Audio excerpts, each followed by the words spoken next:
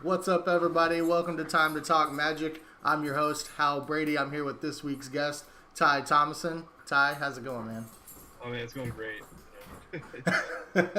You had a good weekend last weekend. Yeah, I did. Anytime you get to go watch the pro tour, that's why I play the game.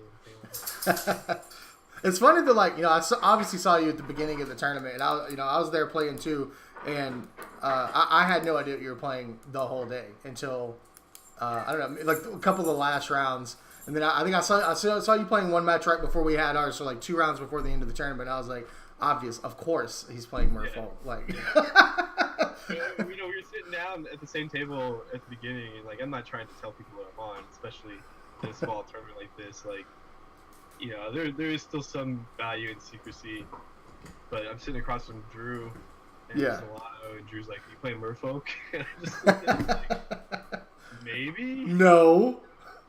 It's like, "Are you playing Mono Red?" It's like, of course. So. I know you wouldn't just like jump on the deck just because it's Merfolk if it wasn't good, but it's funny because like I saw a few lists running around before the RPTQ, tried a couple lists, and I was like, man, this is not good. Like most of the lists I tried were not great, but I was surprised you found a pretty solid list. It's definitely the best list I've seen of that deck, most consistent and has a good solid game plan. It's playing and it doesn't get too tricky or cutesy. There's a lot of ways you can go, and I think they're all. Almost all the cards are a little bit less than constructed quality to begin with, and so once you start getting cute with it, you go off the deep end pretty quickly, and end up with a bad deck. So for sure. All right, man. We're gonna get to know you a little bit better. Obviously, from the start of the show, we know you like Merfolk, so I want to make you a little bit more comfortable here. So I'm gonna change up the background. I had to flip it. The real Merfolk though is Silver Adam. She's the best. I had to flip the art because I was like, man, his face is gonna be behind our cameras, but I should have asked what your favorite one was. Yeah, they're all great. For sure. Yeah, it's been Thick Bio win, so now I Oh man, jump to the top of my list. He's doing work. So all right, man. Well, let us know how did you start playing Magic? How'd you get started with the game? Oh man, it was like, I have memories of people talking about Magic. 1994, like last year elementary school, right? Like 5th grade. Some of my friends like, hey, played this game. It's all these cards. They have all these different abilities, and some of the ones that cost one of them's like an 8/8, and it's so good you can never beat it except for the 1/1. It's the 1/1, but it can beat it. And I had no idea what they were talking about. But a year later, we're in middle school, 6th grade. Everybody was playing. Everybody had cards. So this is right around the time Ice Age and Revised were the 2 big sets. So, oof, that's a while ago. Yeah, that's how old I am. But it's one of those things where once I got cards, and I started learning the game, and I really really liked it. To the point where most of my friends that played, eventually they ban it from middle school because I think everybody's school ends up banning it, at least back then. And so you couldn't play at school anymore, and most people quit. But I still I just wanted to keep playing. I wanted to build decks, and so all through middle school and high school, I was casually into the game. I didn't play a lot. There wasn't a lot of tournaments for me to play. A lot of free time being in school, but I always wanted to play, and so. At some point, Invasion, I think, was the first pre-release I ever went to, and back when they did 4-round flights, I went 3-1. I went 3-0 and was playing for 4-0, and this is my first sanctioned event ever. What? Man, this game is pretty sweet. Maybe I'm good at this game. And back then everyone was bad, so what does that even? Oh yeah. But that basically got me hooked on playing competitively. Because I'd always followed the pro scene. Just dialing up to the internet and searching for whatever latest tournament was happening just to see what was good. And, that wasn't the decks that I played because I didn't have those cards, but, following the tournament scene. And so that's always kind of been what's kept me going, is big tournaments. And, I was played off and on throughout high school, and then Invasion came out, and, I was in college. in college when I got back into it for real, when Onslaught came out. And basically, since Onslaught's been out, I don't think there's been, more than 6 months where I haven't played Magic. So, and that was when I, started playing all the PTQs and stuff. So that's basically what got me into it. For sure, man. Yeah, the pre-release was definitely a good gateway to get into competitive back in the day. I think that my first pre-release was Dissension, the third original Ravnica set, and I'm from a small town, so I had to come to Dallas to play in that. And was just like, wow, now I'm hooked. It was always just kind of like a hobby before then. That Invasion pre-release, I went there, I drove there up, from Sugar Land up to Northwest Houston, because there's only one in Houston. There's only one pre-release in the whole town. Mm-hmm. Drove up there with my friends, and it was, Kyle Evans, he's a judge now. Mm-hmm. So he was with me, and it was just, it felt so important, like playing a tournament, like after each round, you get those nerves. Mm-hmm. And even though it was a pre-release, and these days I can play a pre-release and never get that feeling. But the first time, I was like, man, this is exciting, and they didn't, like, my friends didn't do very well, but they're hanging out with me and they're rooting for me. I was like, yeah, let's do it. Like, I'm gonna be the pre-release champion. And I didn't win, but I had a good run. Yeah, for sure, man. I feel you. So what was the first time you remember seeing or playing or feeling out a Merfolk deck? Well, it's funny because Merfolk got second. I'll preface this, like, I know a lot about Pro Tour history.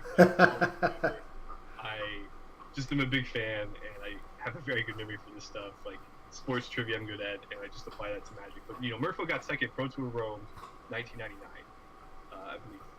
And that was when everyone was playing Tolarian Academy. Mm-hmm. And some guy just played a Merfolk deck. And I remember at the time just playing casually, but I was like, man, I think I have a lot of these Merfolk cards laying around. And you just throw a bunch of Merfolk in a deck, including like Merfolk with a Pearl Trident, like literally a 1/1 for 1. Anything with a Merfolk type, and a few counter spells and a few Force of Wills, and your deck was playable. Mm-hmm. And so that was a deck I remember putting together. I remember I traded a Brain Geyser. I had 2 Brain Geysers, which was restricted at the time. I traded one of mine for 4 Force of Wills for my friend, because he had like 12 Force of Wills and no Brain Geysers. And so win-win trade. So I had the Force of Wills, started playing Merfolk.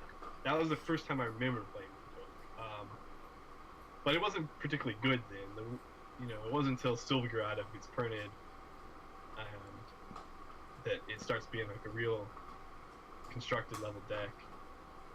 And what got me into that, I was in the crap.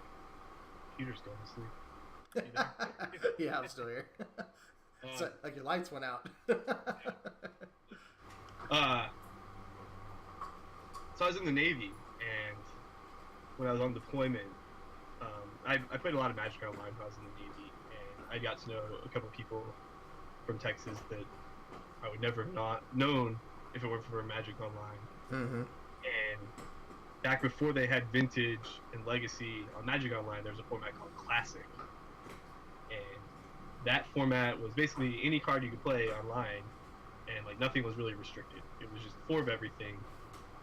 Everything that was available on Magic Online, right, pretty much. Right. So you basically had all the sets back through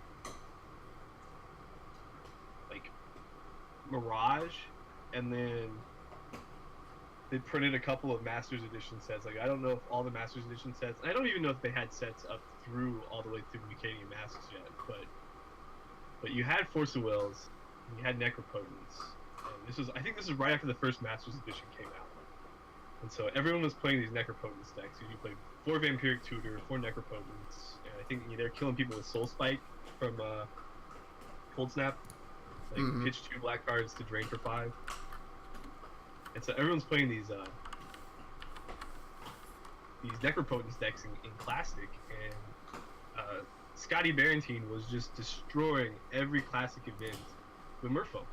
Like, this guy was just not losing tournaments, and I don't know how much money he must have made. Like, there was like a Classic leaderboard, and he was like had twice as many points as anybody else from just playing Merfolk in this field. And he sends me this message saying, "Hey man, this Merfolk deck's legit." And I remember I was in a hotel room in Japan, and I was like, "Ah, let me give this a try." And, like, I downloaded Magic Online, I updated my client, and I bought the cards I needed, and just like Aether Vial, Wasteland, Curse Catcher, Daze. That's all you needed. These decks are tapping out for Necropoets and trying to kill you spells, and they would pay so much life, and then you daze them and you'd win. And so that was the first time where I was like, "Oh yeah, this Merfolk stuff's cool." Like, you have all the tools, and I'd been an Aether Vial fan for quite a while since its days in Standard, and so just a new way to play that card. I was in. So how many formats have you played Merfolk? And I guess you could count that classic one, modern, extended. Yeah, modern. Extended. I don't know. I don't know if I ever played an extended because I don't think it ever lined up. Though it did. Okay. It did top 8 the Pro Tour, that last extended Pro Tour in Amsterdam. Yeah. So maybe I played it then, but I think at that time I wasn't playing Merfolk. But yeah, I played Standard, Modern, Legacy, Classic. I've tried it a few times in Vintage. It's not really my thing. Like, if I play in Vintage, I'm not trying to play these cards. Like, they're not quite good enough. And like, I want to play my Vintage cards. Like, if I could play. Oh yeah. If I could play Merfolk in Modern, why would I play it in Vintage? I'm gonna play a Vintage only deck. For sure. Well, yeah. So you reached what we were talking about earlier.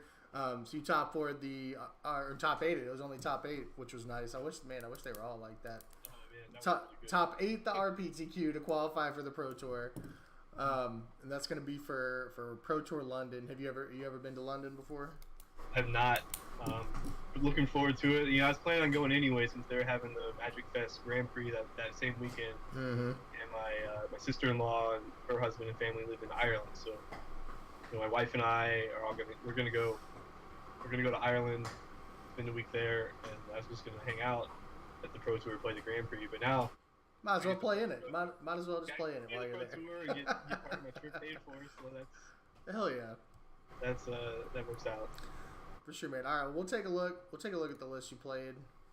Okay. The RPTQ. So, how did you? I mean, have you been working on a Merfolk deck in the Standard format for a little bit, or did you kind of just get this together right before the RPTQ? How did we get to this list?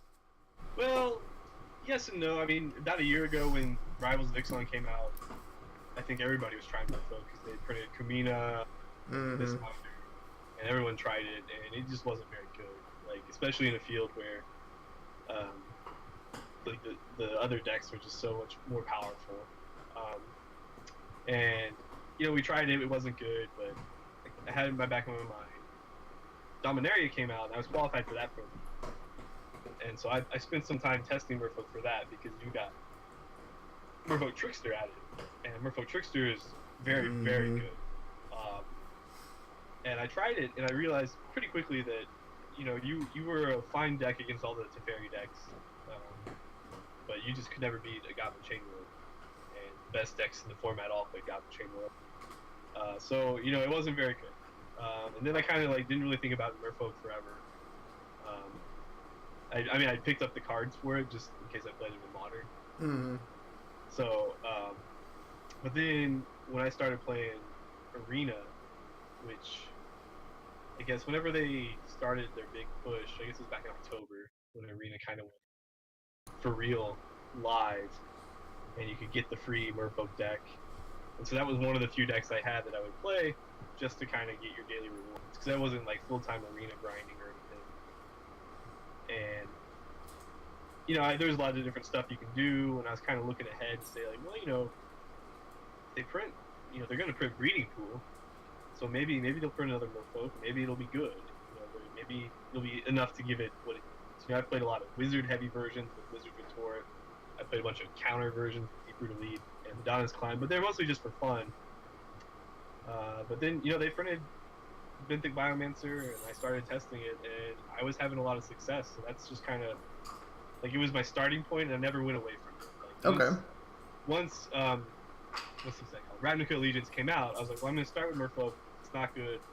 I'll find something else. And I never felt like I had to move on. I just kept finding things to make it better. For sure. So this is definitely one of the new cards that you added in. You mentioned this one earlier. So talk to me about this guy a little bit. Well, it's a 1-drop that's not embarrassing. Merfolk has a few of those currently legal. Yeah.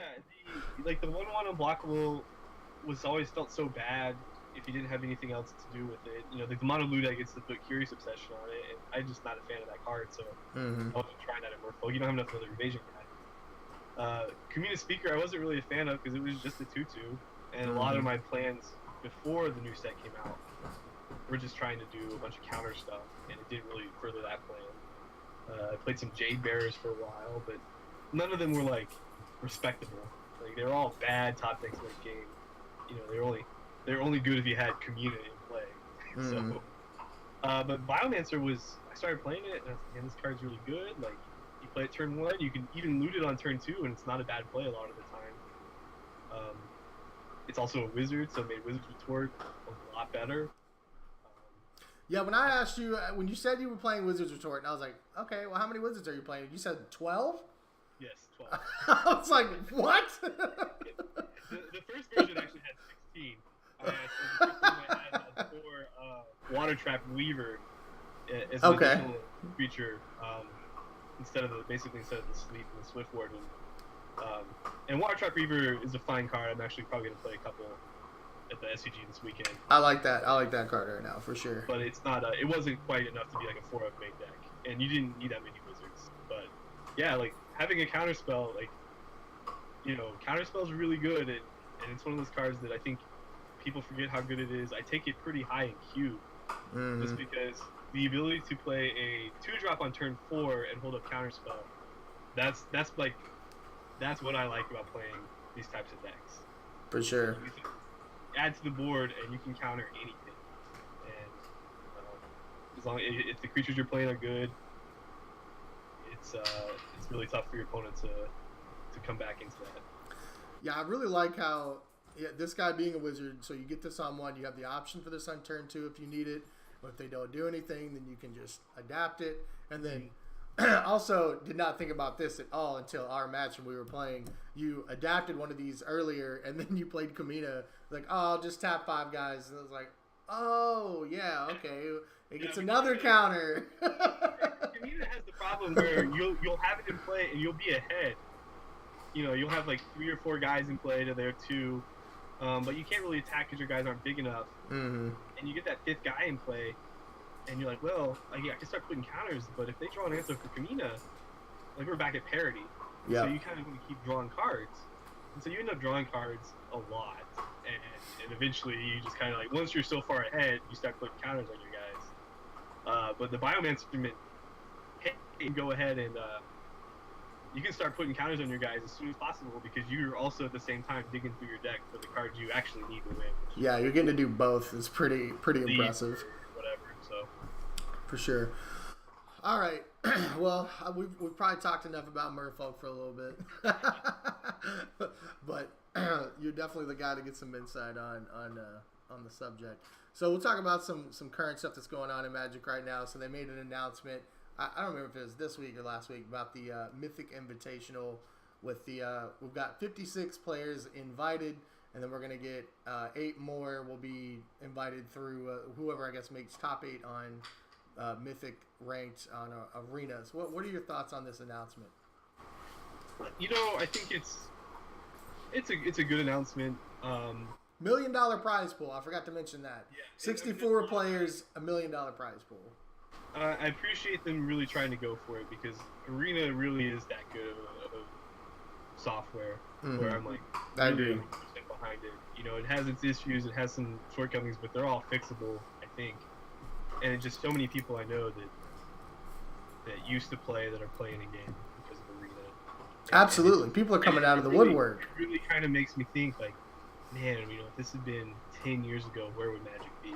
They just wasted so much time and lost so many players through whatever reasons they lost players. A lot of people get older, but I think a lot of it was, they keep reducing the role that limited Magic plays, and there's a lot of limited only people that when limited PTQs went away, they really didn't have a way to play, and fewer limited Grand Prix. At the same time, getting rid of PTQs at all or just going to the PPTQ system, you're kind of getting rid of a portion of your player base that like to play a big event once every other month or every month instead of the people that want to play 2 or 3 times a weekend. And so, those 2 or 3 times a weekend people could play, 3 times as much now, but you lost a bunch of people that now can come back because they love the game so much. And so I like that Arena is front and center for their upcoming strategy, and that they're trying new things. I've always wanted them to try different ways to run competitive events. And for an invitational, it's an invitational. I don't care really who they invite. I think this is a lot better right. than the Silver Showcase. Yeah. I explained to some friends, they were like, "Oh no, this is just as bad as Silver Showcase." I was like, "No, it's not. It's actually everything that was wrong with the Silver Showcase they fixed. Mm-hmm. It's not taking away money from the Pro Tour competitors because the MPL people are invited. Exactly. It's not an unwatchable format that nobody cares about. Like it's standard. It's on Arena. You can watch it. Like it's not this weird charity situation. Like they're giving the money to the players. Like everything about it is so much better. Mm-hmm. And the Silver Showcase was like a once in a lifetime opportunity that they really fucked up. But they've at least learned from their mistakes. This isn't going to feel as special as the Silver Showcase, but it's definitely a big deal. Yeah, for sure. I was pretty excited about it. There was a lot of backlash, just some of the people they invited. But I was like, hey, the MPL guys get to get in there, and then I like this idea of like a celebrity tournament type thing. Is that you've got the top players, and then you've got the some people just from the community, the top streamers that have a lot of following to bring to the table. So I think it's going to be sweet. I expect the NPL players are probably just going to straight body the streamers, but it's still Magic. Anything can happen. Yeah, it's like a double elimination tournament. So you got what do you think the highest finishing streamer will be? Like one will be in the final 8, maybe. I think. It'd be pretty impressive if they were. The people in the NPL, some of those guys are. We've been following for a long time, and good lord. Those people don't lose very often. They don't give up. They don't give up anything. Like you have every edge they will have, and so you have to get really lucky and not screw up yourself to For sure. And what do you think about the last 8 slots just going to the whoever can survive and make it to the top 8 in Mythic range? If there's one bad thing about this announcement, I really dislike this. I said this on Twitter, but I was part of those people that played the Planeswalker point grind. The one season they had it where whoever had the most Planeswalker points got to go to the Pro Tour. And I think it was like you had to be top 100 in the world in Planeswalker points, and you got a free trip to Hawaii, basically. And because I had played the Pro Tour that was part of that season, and I had played a GP right after it, just for some reason, I found myself in the top 50 when they made the announcement for it. And so I had like a good 400 Planeswalker point cushion on everybody. And so it was like, well, if I'm going to do this, I'm going to do this. And it was not the best 4 months of my life. I was playing Magic 5 or 6 nights a week. And a lot of it was just trying to find tournaments.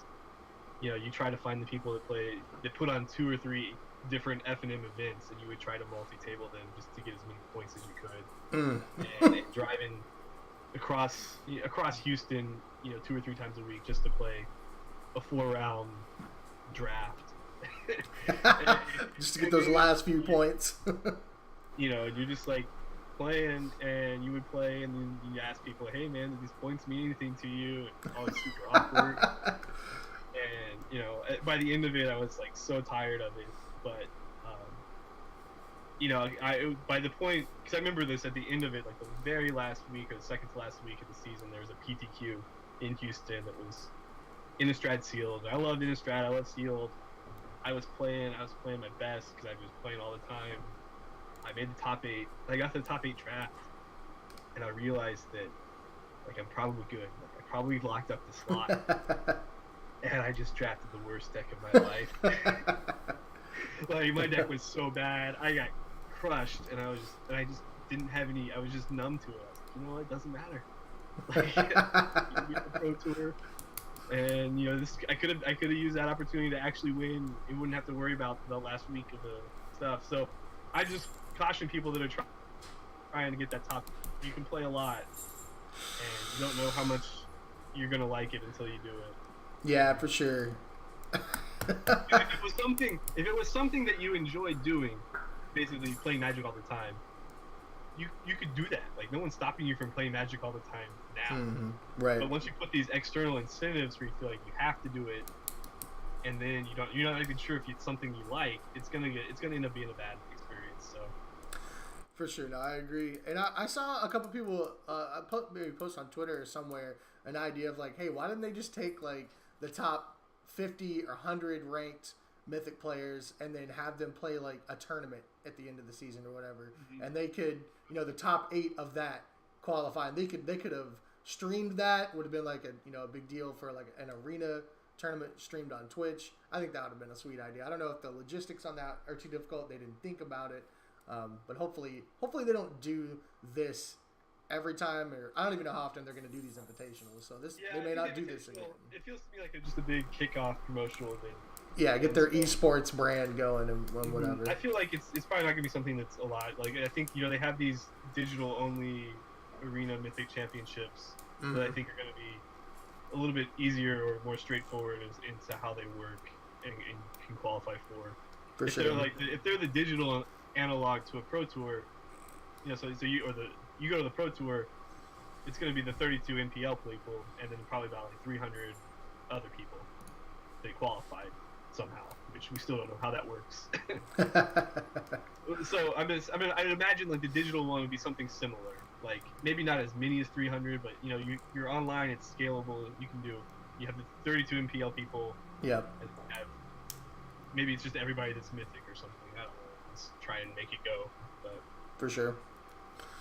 Well, cool, man. Yeah, I'm pretty excited to see where it goes. I'll definitely be watching whenever it's on. It'll be real exciting to see how it turns out. Maybe some of these streamers will, impress and make it. Honestly, like, the MPL guys, they've got their annual salary and that they're getting already, and their streamer deals. So if they want some extra cash, so I think they're pretty set for the year. And not that I wouldn't like to see some of them win some money, but I feel like the streamers might be hungrier for this. Like, I'm really ready to watch these MPL players play. Like, they've been. Yeah. We've known who they are for almost a month now. For sure. We haven't got to see them battle. Yeah. I don't care if it's a single limb event. Just do something that's like, hey, let's do it. Yeah. That's what we're here for. But. For sure. All right, man. We're ready to start doing some fantasy MPL action. We're gonna get it going on DraftKings. Do they have that on DraftKings yet? No, I agree. All right, man. We'll switch it up. I dug up some stuff from your pastor, what I could find. We'll see. Just get your thoughts on it. This is the first thing we're gonna look at. This is a list you played at States in 2011, I think. A little Yes. Dungrove Elder action. Yes, this is a really cool deck because it was, this was my called shot. You remember Texas Magic Zone. Oh yeah. And I think about 2 months before States, like States was always my favorite event of the year for whatever reason. I don't know. Like it used to actually mean something a little bit back when I first started playing, and this was kind of like the last year where it was still put on by Wizards or whatever. And so I was like, I always wanted to be the state champion, and I had come close before. In 2005, I got second place, where I only got second because I told the guy if we met in the finals I would concede, because he was playing Battle Wits. Oh no! Sure enough, in the finals, he's playing Battle Wits, and I just said, "Oh man, you got this far." Which is actually a really bad matchup. But so anyway, I'd always wanted to be state champion. I'd been state champion of South Carolina and Hawaii for Two-Headed Giant Limited. But I always wanted to get that Texas title, and so I about a month before this, I was like, you know what, I'm gonna win states, so don't bother showing up. And I didn't know what was gonna be good. The week before, the Kessig Wolf Run Eagmoth Nexus combo caught on, and Dungrove Elder was just the way to win the mirror. Okay. And I had found this technology from, I think it was like an Australian Grand Prix that was happening the same week in the States. So I was able to wake up Saturday morning in States, look at the coverage, see that some people had done well with Dungrode Elder, drive 30 minutes because it was in Houston, write down a list that I was like, well, probably played 4 Dungrove Elders, probably played all these cards, and make the list basically in the Kolachi shop next door. And, it plays a lot of my favorite cards still to this day. Green Sun Zenith, Garrick Primal Hunter, Primeval Titan. I love these cards. And it's a little embarrassing that I only played 3 Primeval Titans. I was about to say, how do you play a deck with 3 Primeval Titans? But you got 4 Green Sun Zenith too. So. Yeah, I knew I wanted everything else, and if it's probably the Wormcoil engine that's supposed to be a Primeval Titan, or something else, or actually the Rooting Emissaries are pretty bad, so you're probably just supposed to cut those for like damage and stuff. But this was the start of my success with Primeval Titan. I played it here. About a year later, I played it in the Temporal Mastery deck in Standard. Second at the PTQ with that. Oh, that deck was real sweet. I think I played that too. The man, I had Turbo Land deck or something. I had that deck the first week it was a thing, and nobody else in the room had it, and it just felt like the easiest tournament of my life until I lost.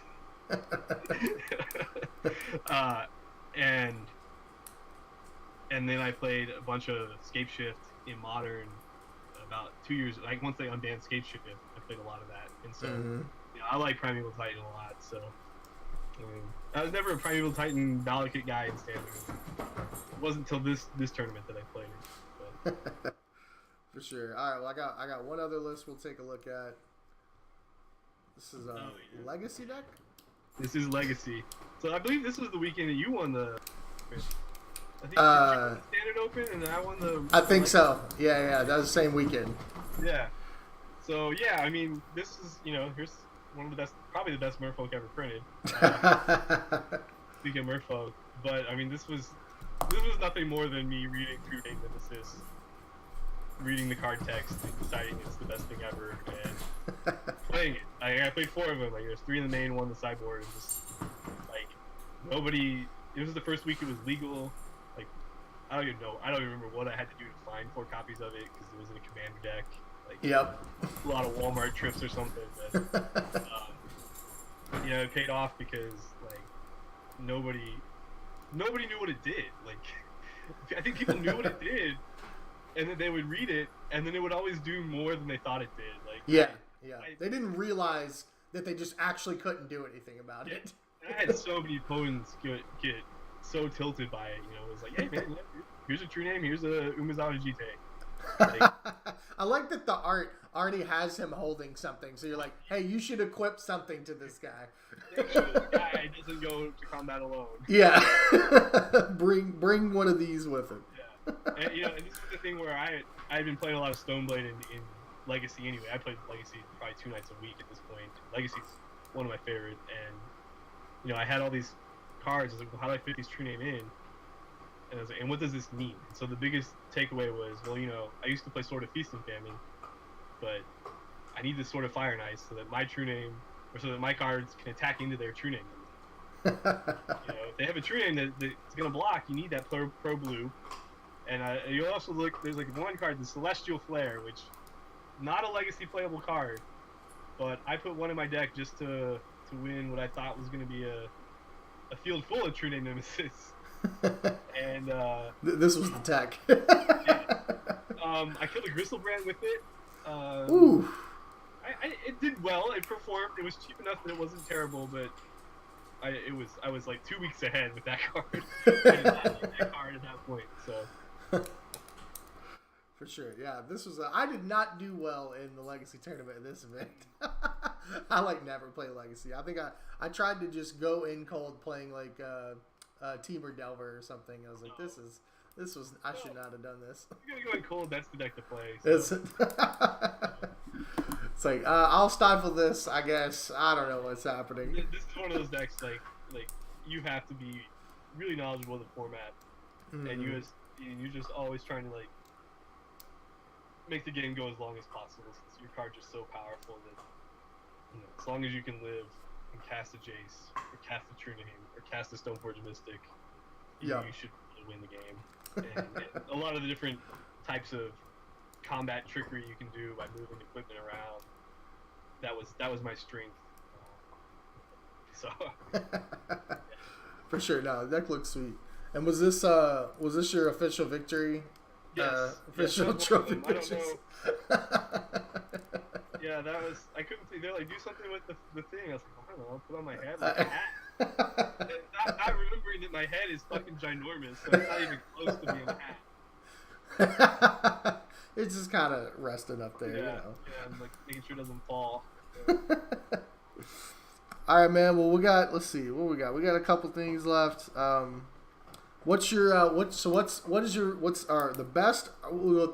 best Merfolk of all time, and what's your favorite Merfolk of all time?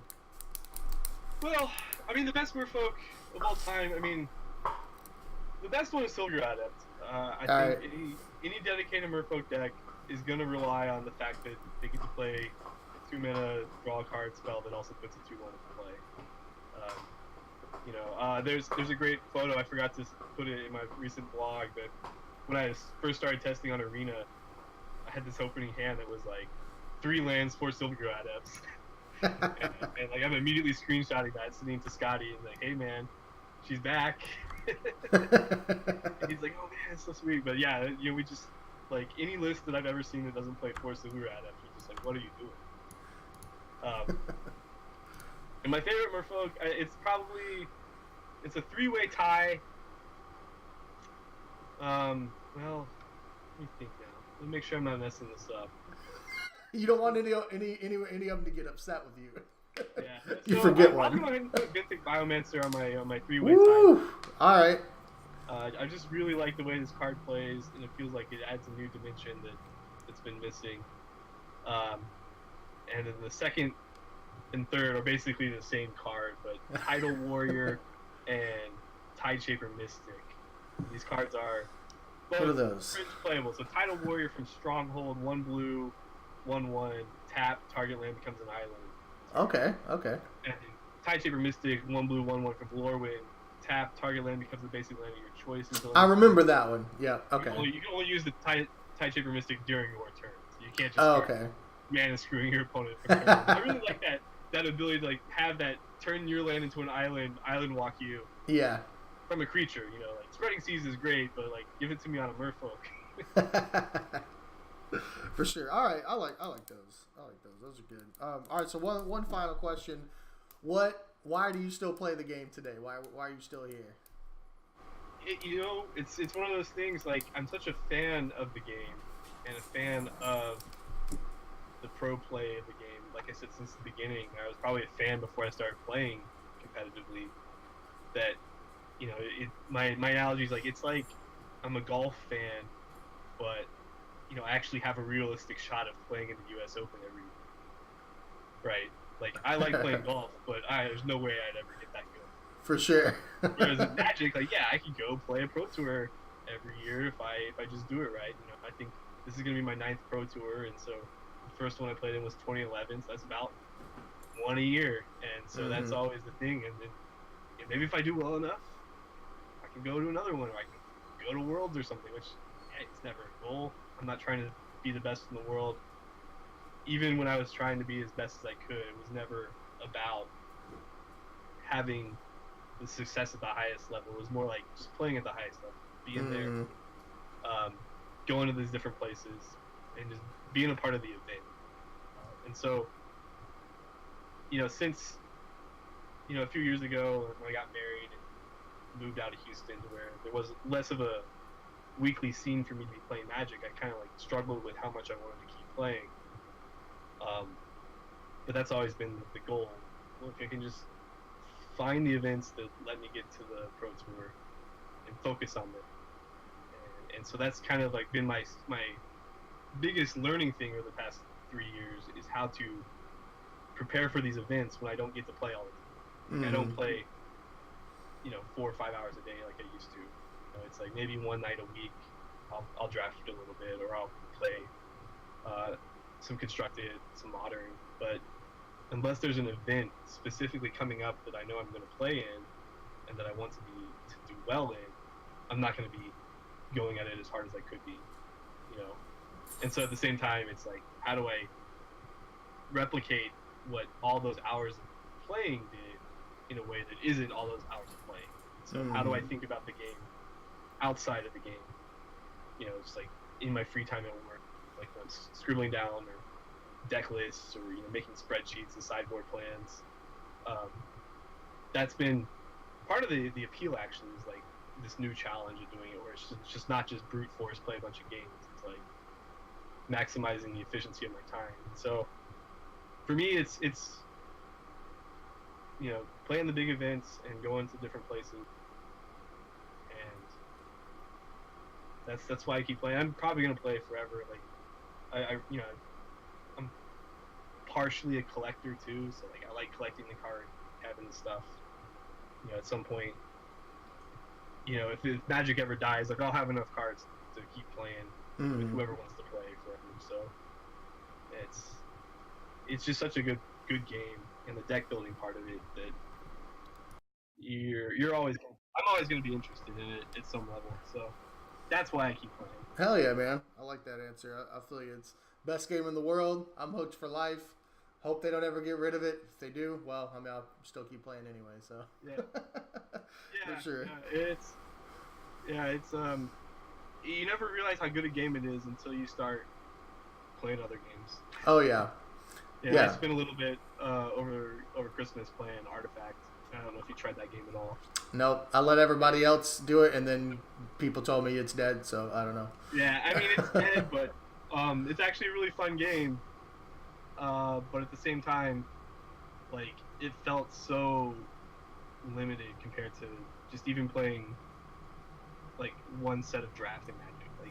Like, the amount of cards is probably about half, and you're just, like, you played it, and by the time you played it, like, the 10th or 20th time, you're like, okay, now what? Like, I understand how the game works. Like, when do I get to, like, do something cool? And it just wasn't there. So.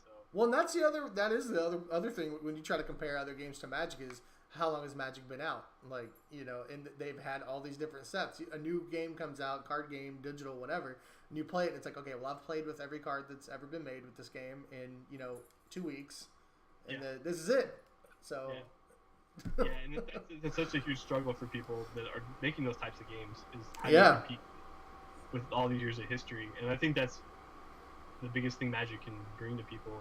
You know, it has all of this history. It has all these different formats. It has all these old cards, and these old cards that, like, you know, maybe it's nostalgia, but they're just cool to look at. Like, they're almost like museum pieces at this point. Like, actually, you know, I show it right here because it's where is it? I have a Black Lotus, and it's just like when I bought this Black Lotus about 1.5 years ago, it was just like a big day in my life. Hell yeah. and no other card game's gonna have that, no matter what. Yeah, so, for sure. Yeah, that was can't do that. People that don't play Magic know about Black Lotus. Go check it out. If you don't play Magic, you're probably not listening to this, but I don't know. For sure, man. Well, I really appreciate you coming on, man. This is a good talk. Anything you want to plug? You've got your blog, your Twitter, anything like that? Yeah, I mean, everything I do that I want public is going to be on my Twitter. So okay, that's me on Twitter. That's me on Arena and Magic Online as well. Not that I use Magic Online anymore. Yeah, same. That's actually where the Black Lotus came from, was selling all my Magic Online. Oh, nice.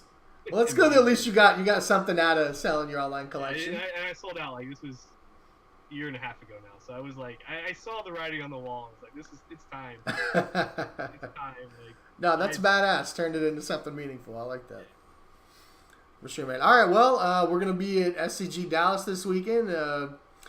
I probably won't actually. I'm gonna try to edit this today. I probably won't put this up until Monday, most likely. But if I do, then we'll see people at the Open.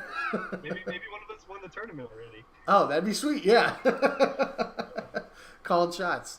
Merfolk or whatever Nexus fog deck you broken play. stick I'm playing. Yeah, for sure. All right, man. Well, this was a good show. Thanks for watching, everybody. I'll throw his Twitter and stuff in the comments. Thanks for hanging out, everybody. Take it easy. Bye-bye.